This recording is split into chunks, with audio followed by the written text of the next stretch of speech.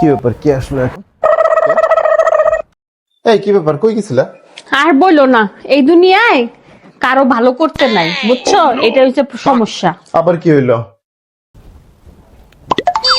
আজকে হুম দোতলার ভাই আর ভাবি আছে না, হুম তাদের মধ্যে তো বিশাল ঝগড়া লাগছে। তাই নাকি? আমি সেটা শুনে আমি ভাবলাম যে যাই একটু শুনিও কি বলে, আর যদি আমি পারি তাদের মধ্যে একটু মিলমিশ করাই দিই। আচ্ছা, তো ভালো তো কথা। সেইটার জন্য গেছি। সে আমাকে বলে কি যে ভাবি আপনি এখন আসেন, এর আমরা দুইজন ঝগড়া করছি, যাই করছি এটা আমাদের মধ্যে, আমাদের ব্যাপার, আপনি এখানে থাকেন না।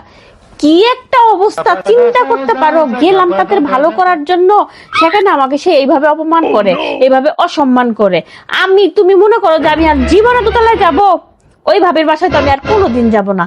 যেই বাসা থেকে আমাকে অসম্মান হয়ে আসতে হয়েছে, আমি আর ওই বাসায় যাব না।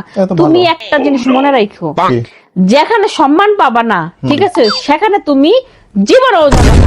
যেখানে গেলে সম্মান অসম্মানিত হতে হয়, সম্মান থাকে না, সেখানে তোমাকে আমি বললাম জীবনেও যাবে না। সারাদিন অফিস করে এখন কি আর আমি বাসায় আসবো না? ভালো কিছু তোমাকে বুঝাইলেও তোমার এই প্রবলেম হয়, তারাও তোমাকে আমি বুঝাই।